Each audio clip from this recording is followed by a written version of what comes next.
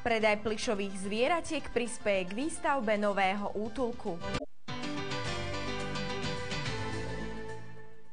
Na prešovskej pešej zóne sa predávali plyšové hračky za symbolickú cenu.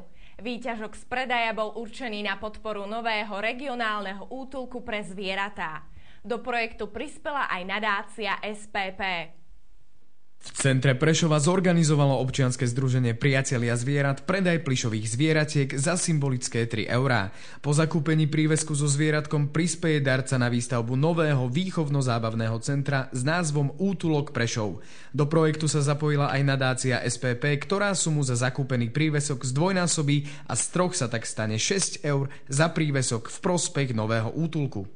Momentálne máme len malý útulok s kapacitou približne 10 až 15 psov, do ktorého sa smú prijímať psi len z územia mesta Prešov. Tento nový útulok počíta s príjmom psov z celého Prešovského kraja a bude veľkokapacitný a umožňuje prijať akékoľvek zviera. My v terajšom útulku môžeme prijať len psi, mačky, prípadne keď je nejaký súrny prípad, tak nejaké iné zviera, ktoré potom odovzdávame štátnej ochrane prírody.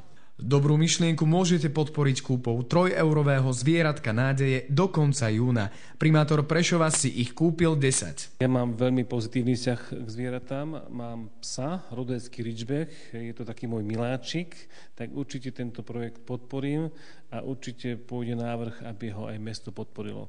Prešovu chýba takýto objekt, takéto centrum, lebo ja nemám rád, keď sa povie útulok, pretože to môže poskytovať aj radosť, aj liečenie, aj pomoc.